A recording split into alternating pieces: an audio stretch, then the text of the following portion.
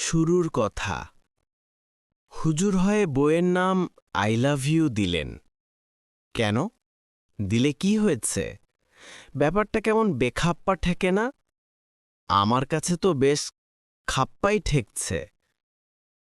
লোকজন কি ভাববে?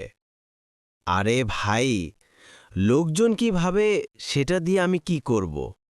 আমার ভাবনার মানদণ্ড হবে দিন ও শরীয়ত। যে যার রুচি ও বোধের পাটাতন থেকে চিন্তা করে।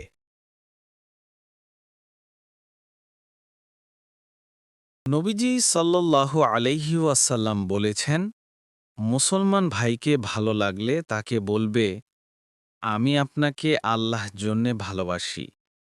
ইন্নী উহিব্বুকা ফিল্লাহ। বাক্যটা শুনলেই কারো কারো চোখ বড় বড় হয়ে যায়। কেন? বাক্যটার পুরোই অবয়বই কি খারাপ? যে বাক্য আল্লাহ নবী ব্যবহার করেছেন, দুনিয়ার তাবৎ ভালো মানুষেরা ব্যবহার করেছেন ও করছেন ও করে যাবেন,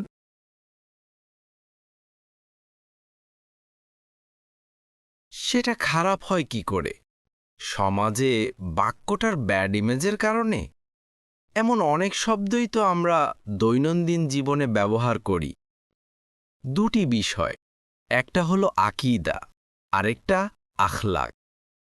আমাদের কথা বা লেখায় যদি আকীদার সঙ্গে সাংঘর্ষিক ও কুফুরের সঙ্গে সদৃশ রাখে এমন কোনো শব্দ বা বাক্য প্রকাশ পেয়ে যায়, তাহলে সেটাকে সম্পূর্ণরূপে এড়িয়ে চলা আবশ্যক।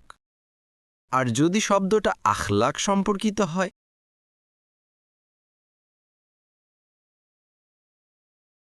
এবং সেটা মুসলমান কাফের উভয়েই ব্যবহার করে, তাহলে সেটা কাফেরের বহুল ব্যবহারের কারণে পরিত্যাজ্য হবে কেন? যদিও আই লাভ ইউ বাক্যটার ব্যবহার বাহ্যিকভাবে নিন্দনীয় ক্ষেত্রেই বহুল চর্চিত, কিন্তু ধর্মীয় মহলেও কম চর্চিত নয়। সফল সংসারের মূল চাবিকাঠি কে? স্বামী নাকি স্ত্রী? উত্তরটা এক কথায় দেওয়া কঠিনই বটে। উত্তর খোঁজার আগে সংসারে মহীয়সীগণের ভূমিকা নিয়ে একটু ভাবনা চিন্তা করা যাক।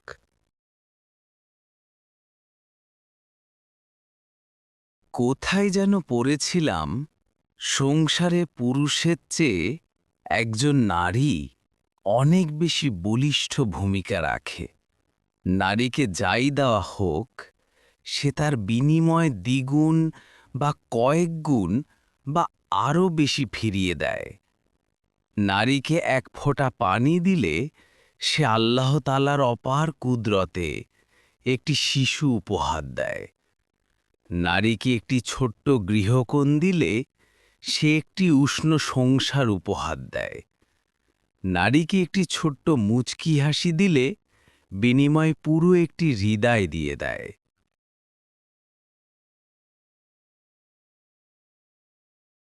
নারীকে সামান্য এক ব্যাগ বাজার দিলে সে বিনিময়ে কত কী সুস্বাদু খাবার উপহার দেয়।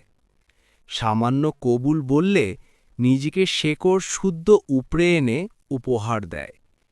এজন্য তার দিকে ক্ষুব্ধ একটি নুড়িও ছুঁড়ে মারার আগে খেয়াল রাখতে হবে, এর বিনিময়ে তার পক্ষ থেকে কি আসতে পারে। মাঝে মধ্যে বড্ড বিব্রতকর পরিস্থিতিতে পড়তে হয়। সবাই ধরে নেয় গল্পে বা লেখাগুলোর আমি মানেই আমি।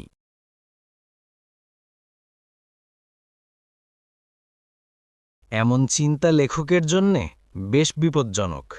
কেউ কেউ আর একটু আগবাড়ে লেখায় আলোচিত ব্যক্তির তত্ত্বতালাশমূলক সন্ধানে নেমে পড়ে, রীতিমতো মাদ্রাসায় এসে হাজির হয়। আরে তার পরিচয় যদি বলার ইচ্ছা থাকত, সেটা বইয়েই বলে দিতাম। থাক না কিছু কথা গোপন হয়ে, থাক না কিছু স্মৃতি আপন হয়ে। এসব গল্প কেন লেখা হচ্ছে? সাহিত্য চর্চার জন্যে?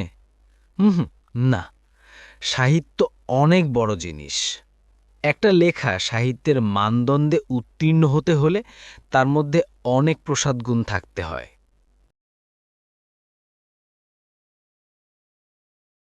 ভাষার চারু কারু থাকতে হয়, ভাবরসের গভীরতা থাকতে হয়।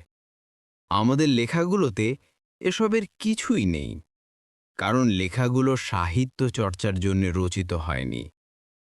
কিছু লিখলেই সাহিত্য হয়ে যায় না। লেখক মানেই সাহিত্যিক নন। সবার জীবনেই কিছু না কিছু গল্প থাকে, তারা সেটা বলার চেষ্টা করেন। আমাদেরও কিছু গল্প আছে, আমরা সেগুলো বলার চেষ্টা করছি। সব গল্প বলিয়ে কিন্তু গল্প বলায় দক্ষ নন।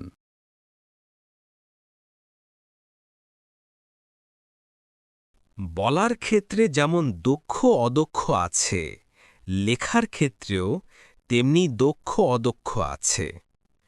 আমরা অদক্ষ, এটা স্বীকার করতে কুণ্ঠা নেই। অভিজ্ঞরা ব্যাপারটা ঠিক ঠিক ধরতে পারেন। এজন্য আমরা গল্প বলার সময় নির্ভর থাকতে পারি। আপন মনে গল্পটা গড়গড় করে বলে যাই। ভাষা কেমন হবে, শব্দ কেমন হবে, বানান কি হবে, ব্যাকরণ কি হবে, এসব নিয়ে ভাবিত হই না। এসব নিয়ে ভাবাভাবির কাজ সাহিত্যিকদের।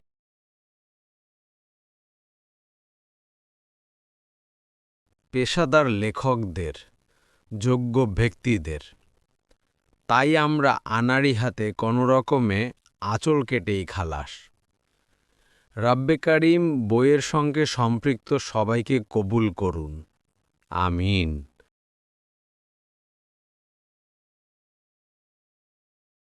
বইটির সূচিপত্রে যা যা থাকবে: আদর্শ সতীন, 3G হিট, সোনালী প্রজাপতি, হুর বিবি, আই লাভ ইউ, আশিরু বিল মারুফ, স্ত্রীর বিকল্প, যাহ দুষ্ট।